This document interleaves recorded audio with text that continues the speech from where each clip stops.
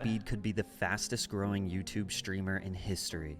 He is now sitting at over 4 million subscribers, and just 1 year ago he had 10,000. The 17-year-old Cincinnati, Ohio native has dominated the platform, even at one point gaining 1 million subscribers in about 6 days. He has built some sort of a toxic and high-stress community that at times can push him to his limits, but this may not be all his fault. I mean, after all, live streaming in general can attract some of the worst viewers, pushing streamers to lash out and react in ways that don't represent them very well. When it comes to Speed, the line between what's real and what isn't is so paper thin that sometimes it feels like you're not even watching a real person, but rather someone playing a character.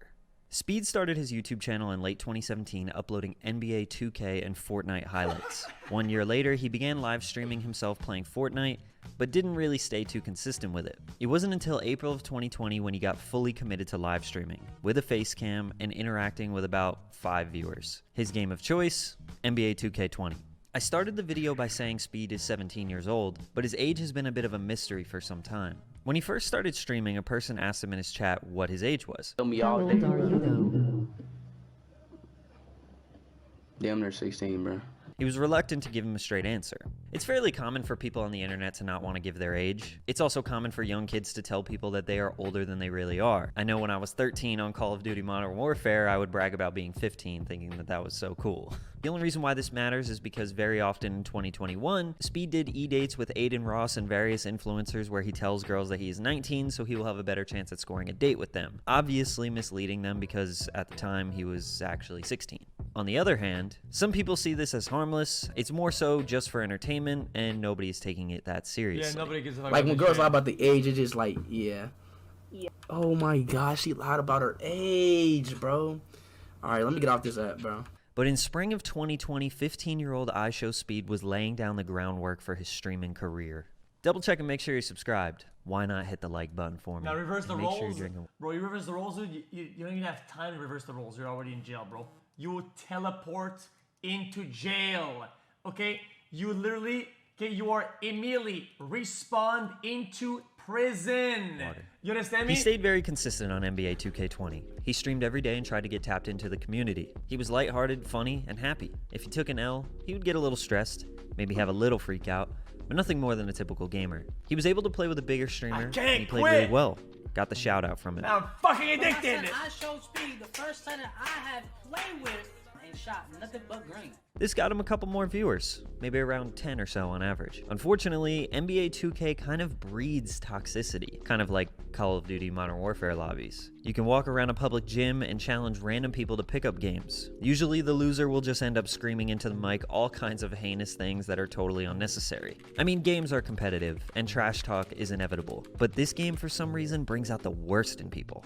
Even in the early days, Bro, somebody tell my dad, listen, I know you're thinking, stop watching my stream. I'm gonna go full screen it. Dad, stop watching my stream, man. Fuck's wrong with you, man? Bro, he goes on my DMs, he says it. Pick up the conversation. Stop talking about titties. Let's go. Pick up the pace. So what the fuck are you doing, bro? Exploded yet? What are you doing? It's 10 a.m., man. Take your fucking coffee and move on, man. you can see it getting the best of Speed. One of y'all go on this stream right now and say, TJ, use a... Good morning, XQC. Hope you have a good stream. XQC. He spent the summer of 2020 grinding the game and trying to build up his viewership. He was averaging around 20 viewers and would eventually amass 1,000 subscribers, still keeping that positive energy, interacting with his chat, and getting to know them. He would only get toxic when other people from the community would come into his stream and try to mess with him. They would call him names and challenge him to games that he didn't want to play. Around this time, he came up with a winning strategy for growth on YouTube. He would do a 2-hour live stream, then post a 6 to 10 minute clip of the stream as a YouTube video with a better title, only posting the ones labeled funny reaction, because those got the best views. They were basically just the buildup of him freaking out, and what caused the freak out. This was a great growth strategy for him, and he stayed consistent with this throughout summer of 2020. The Rage highlight videos were becoming a staple part of his brand and was slowly becoming the thing that people wanted to see the most from him. He streamed and uploaded every single day for months without fail. In October 2020, he got banned from streaming because YouTube thought he was 12. and you need to be 13 to stream. So basically, I can't stream no more, y'all, for a little minute, y'all, because of that last live stream, y'all. So I would not be streaming no more. This would be the first of many, many videos where he tells his chat that he can't stream anymore. The ban would only last one day, and he would be back the next day because YouTube was obviously in the wrong. NBA 2K21 came out, and the community hated it. Aiden Ross was a big part of the game's top players leaving and moving on to different things. There was still a demand out there for 2K21 content. Plus, Speed would play as a unique position, a post scorer. Most content creators didn't play as this position. He figured out a way to be different, and that's what got him attention. At the turn of the year, things started to change a little bit. He was still a bright, 2K. positive, happy-go-lucky guy, but his rage moments were getting more and more apparent. Now he even had a person consistently commenting on his videos, time-stamping when he would have a freak out, which was making the audience just skip to those moments instead of watching him play normally. Another ban. It's a warning, so basically, I don't know if I'm gonna do Omegle no more.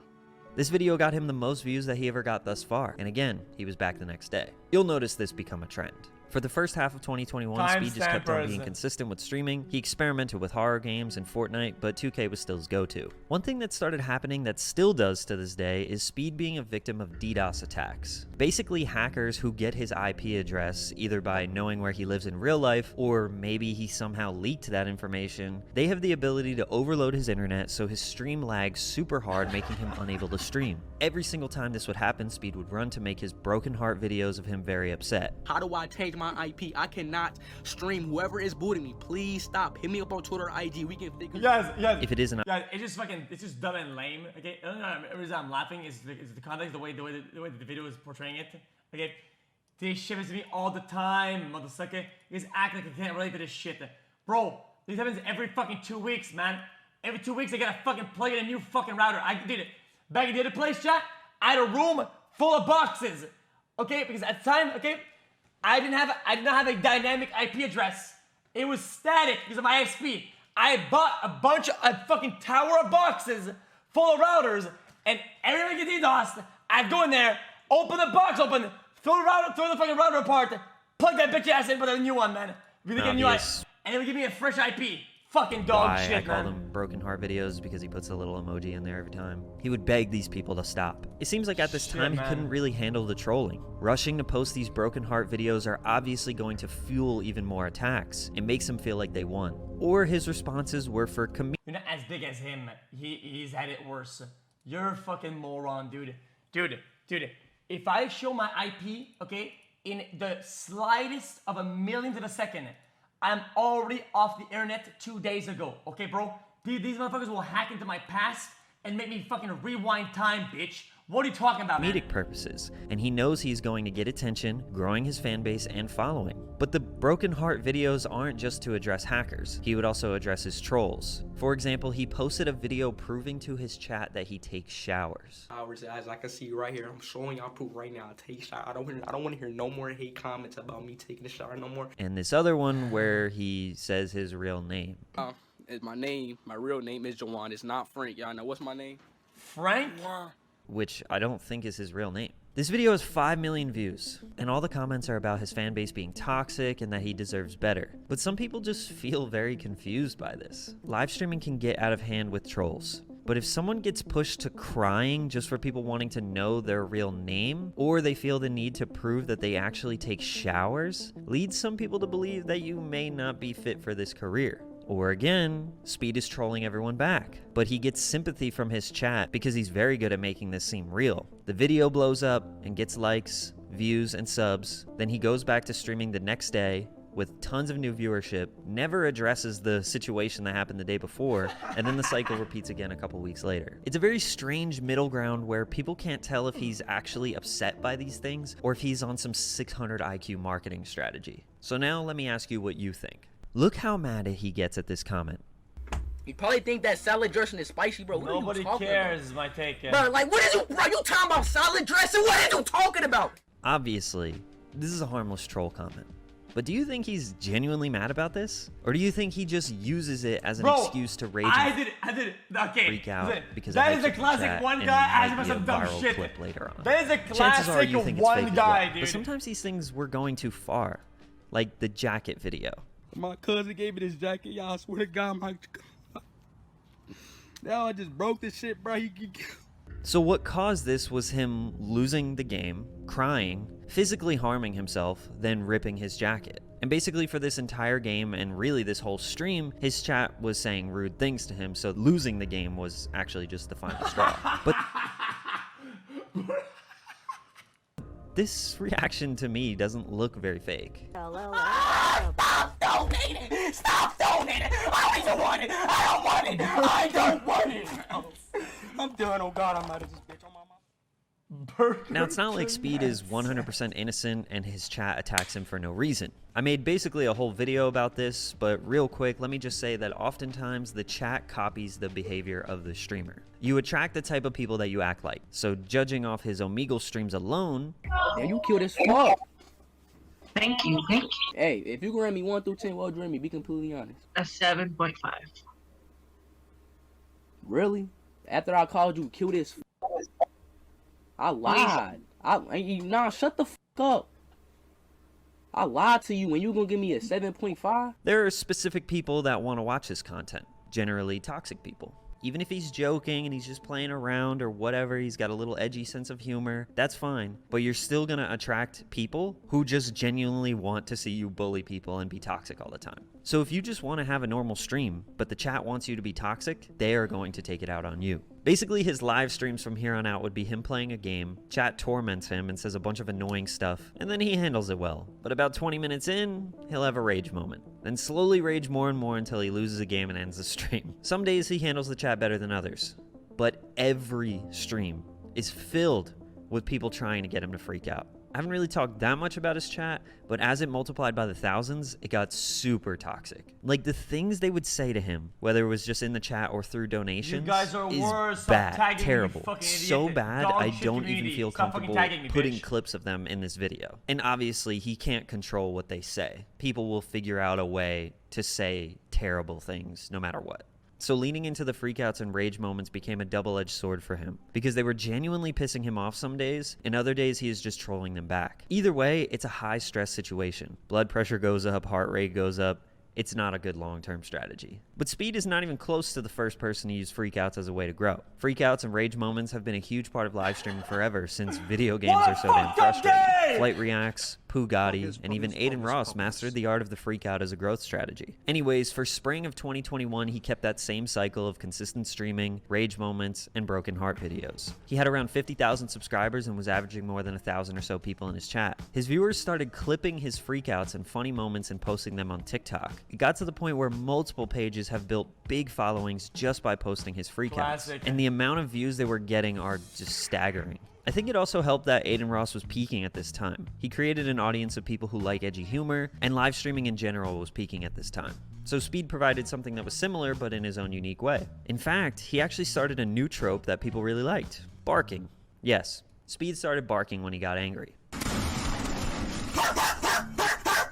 which were some of the most popular clips that went viral on TikTok. The TikTok clips got a ton of new people interested in him. What? It made him grow faster than ever. In March, April, and May, he jumped from around 50,000 subscribers to 300,000 subscribers. But it was in June where it all culminated into something huge. He started putting his subscriber count on the screen and basing his stream around how fast he was growing because he was gaining subscribers really quickly. On June 22nd, he did his 400K stream, where he just kind of passed time waiting for him to hit the new milestone. When he was about to hit it, a ton of people watching started unsubscribing, hoping for a freakout, in which he did a little bit. Then 2 days later, he was about to hit 500,000 subs. Same thing happened. He got close, they would unsub, that's a he freaks classic, out, yeah.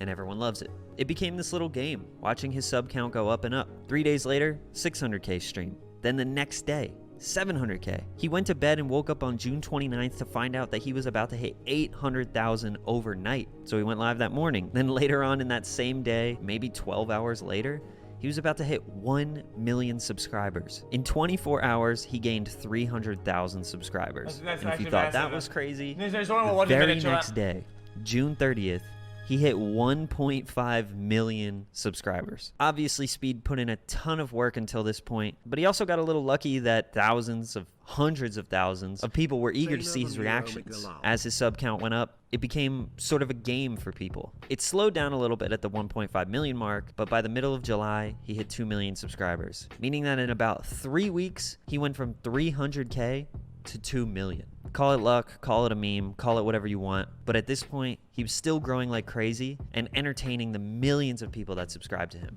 So clearly, he took advantage of the situation and maintained their interest. After this, Speed was done with NBA 2K. He outgrew the game so fast. He knew that these people wanted him to be as crazy as possible all the time, so that's what he gave them. He also took a trip to LA to link up with Aiden Ross and many other streamers. For some reason, watching that in-person connection just changes the viewer's perspective. It's almost like the viewer is part of the friend group. Plus, he seemed to be a lot. What the fuck am I looking at?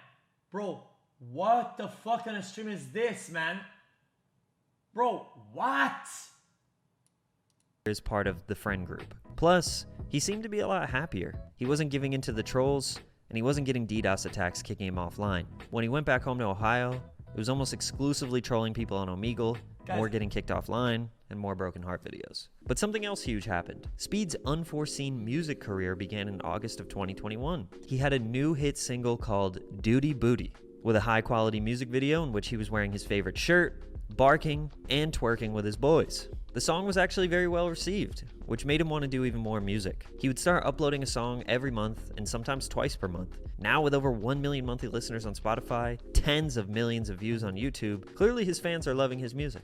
And truthfully, it's not that bad. He has a lot of potential. Definitely a lot of questionable lyrics. I don't know if he wants to do this seriously or if he wants to do it as a meme. I mean, that seems to be his whole career at this point. For all of fall 2021, he just kept doing what he normally does. Streaming Omegle, scary games, some Fortnite, freaking out, dropping music, which his song Shade getting over 20 million views on YouTube, barking, chat saying the most terrible things to him. But the E-dates and IRL dating became something that his chat demanded. Watching Speed interact with girls was their new favorite thing. Probably because once the girl said something that he didn't like or they weren't into him, he would just bark, scream, or insult them, which is funny because literally nobody would react like that. But one day, Aiden Ross invited him to do an E-date with Ashcash and a ton of other big streamers. What? And I don't Speed do that. took it too far.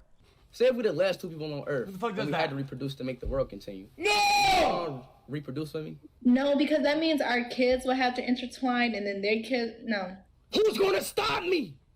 I will. If we the last two people on Earth, who gonna stop me? What? Gee, You're not stopping me. If we the last two people on Earth, who gonna stop me? Yeah, come on. Hold up, chill out. Just, you're good. My fault.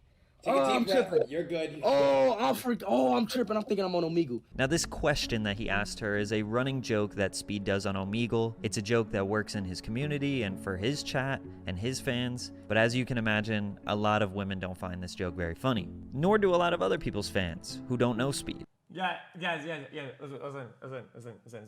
I'm not gonna defend a fucking behavior or some shit, okay? I'm not gonna look too much fun to this shit, okay?